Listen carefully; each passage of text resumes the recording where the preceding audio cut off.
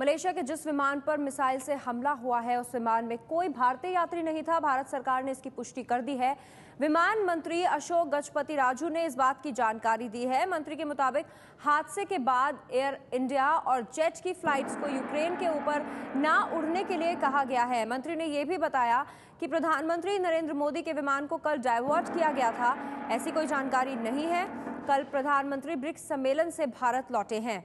आपको बता दें, मलेशियाई विमान पर मिसाइल से हमला हुआ है। इस विमान में 298 यात्री सवार थे। यूक्रेन रूस की सीमा के ऊपर था ये विमान जिस वक्त इस पर मिसाइल से अटैक किया गया है और इसमें 298 जो यात्री थे वो सभी यात्री मारे गए हैं। कोई भारतीय यात्री इस विमान में नहीं था, ये जानकारी दी है। यूक्रेन ये कह रहा है कि विमान पर आतंकी हमला हुआ है। दूसरी तरफ अमेरिका ने हमले पर दुख जताया है और राष्ट्रपति ओबामा ने मदद की बात कही है। जांच में हर संभव मदद अमेरिका इसके लिए करेगा। मलेशिया के विमान में ये अटैक किया गया है मिसाइल से। जब ये यूक्रेन और रूस की सीमा पर उड़ान भर रहा था उस वक्त 298 यात्री इसमें सवार थे, जिन सभी की मौत हो गई है। विमान पर मिसाइल अटैक के मामले में एक नया खुलासा ये हुआ है कि हो सकता है कि निशाने पर रूस के राष्ट्रपति व्लादिमीर पुतिन थे। ऐसा इसलिए कहा जा रहा है क्योंकि जिस रूट पर यह हादसा हुआ है उसी रूट से करीब 40 मिनट बाद पुतिन का प्लेन गुजरा था। रशियन टुडे टीवी के हवाले से ये खबर है। एयर इंडिया का विमान AI-113 मलेशिया एयरलाइंस का विमान मार गिराए जाने से 6 मिनट पहले उसी इलाके के नजदीक से गुजरा था। हालांकि वो 40,000 फीट की ऊंचाई पर था। मलेशियाई विमान 32,000 फीट की ऊंचाई पर था। मलेशियाई विमान को ये एनिमेशन के जरिए भी आपको दिखाते हैं। मलेशियाई विमान पीछे देख रहे हैं आप और एक तस्वीर आप देख रहे हैं रशिया के राष्ट्रपति का जो प्लेन है उसकी। व्लादिमीर पुतिन 40 मिनट बाद उसी रास्ते से गुजरने, उसी रूट से गुजरने वाले थे। ये मलेशिया का विमान है बोइंग 777 जिसमें 298 यात्री सवार थे। इस पर मिसाइल से अटैक हुआ है और इसमें एक नई थ्योरी ये आ रही है कि निशाने पर था व्लादिमीर पुतिन का प्लेन जो इस घटना के 40 मिनट बाद उसी रूट से गुजरा था। यूक्रेन में ये मिसाइल का अटैक हुआ है और यहाँ अब भारतीय जो विमान है वो रूट बदल दिए गए हैं। यूक्रेन से होते हुए अब कोई भी भारतीय विमान नहीं जाएगा। एयर इंडिया का ये जानकारी दे दी गई है भारतीय विमान के एविएशन डिपार्टमेंट को। ये आपको दो प्लेन्स हम आपको दिखा रहे हैं, दोनों लगभग एक जैसे ही दिखते हैं। ये मिसाइल से अटैक हुआ है और ये रशिया के चैनल की रिपोर्ट है कि हो सकता है कि रशिया के जो प्रेसिडेंट हैं उनका प्लेन उसी क्योंकि रूट से उड़कर गुजरना था। हो सकता है कि निशाना व्लादिमीर पुतिन पर हो जो कि राष्ट्रपति हैं रशिया के, लेकिन उसके एवज में मलेशियाई विमान जो उससे पहले गुजरा 298 यात्री इसमें सवार थे उसे लेकर, उस पर यह मिसाइल अटैक कर दिया गया हो जिससे इस हमले में 298 लोगों की मौत हो गई है। तो 40 मिनट बाद व्लादिमीर पुतिन का प्लेन उसी रूट से होकर गुजरा है। क्या रूस के राष्ट्रपति पुतिन थे इस निशाने पर?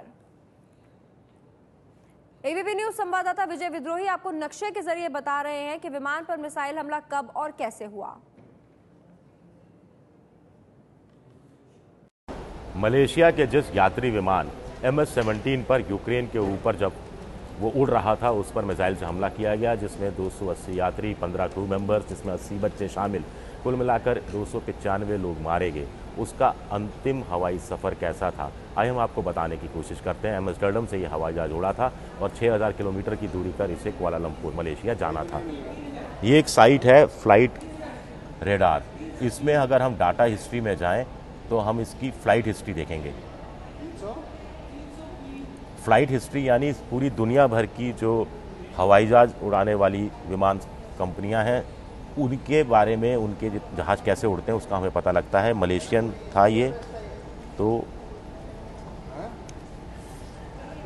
हम मलेशियन एयरलाइंस को अगर क्लिक करते हैं तो इसमें हमें पता लगेगा MH1, MH2 ये तमाम उनके जो यात्री विमान है। ये MS-17 था जिसकी इस हवाई दुर्घटना में का जो शिकार हुआ। MS-17 में हम देखते हैं कि ये लिखा हुआ है एम्स्टर्डम से कुआलालंपुर जा रहा था ये जहाज़। 17 जुलाई की बात है और ये कैंसिल्ड लिखा हुआ है इसके अगर हम क्लिक करें तो इसमें हमें और गौर से हम देख पाएंगे कि एम्स्टर्डम से ये कैसे उड़ा और किन किन देशों से होते हुए ये अपनी नियति का शिकार हुआ।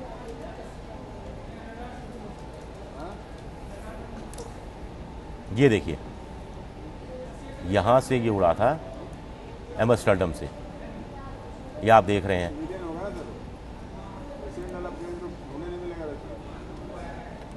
ये इसमें अल्टीट्यूड भी आ रहा है, ये 6000 फुट की ऊंचाई पर, 11000 फुट की, 13000, 15000, 17000 फुट की ऊंचाई पर पहुंचा।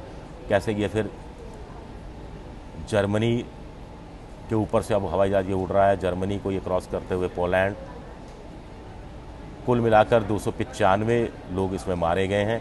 10 देशों के यात्री थे। बहुत से लोग थे जो छुट्टियां मनाने कुआलालंपुर जा रहे थे, बहुत से लोग थे जो अपने यार रिश्तेदारों से मिलकर शायद एम्स्टर्डम से वापस कुआलालंपुर जा रहे थे। ये पोलैंड के ऊपर से उड़ रहा है और ये 31000 फुट की ऊंचाई पर अब पहुंचा हुआ है। ये समय भी बता रहा है, ये ग्रीनविच मीन टाइम, कि किस समय ये कहाँ पर है।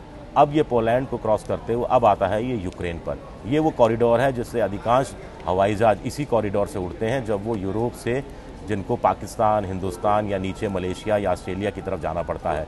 ये यूक्रेन पे से अब होते हुए गुजर रहा है और यहाँ पर 33000 फीट, ये आप देख रहे हैं, इसकी हाइट है। 33000 फुट की ऊंचाई पर ये उड़ रहा है।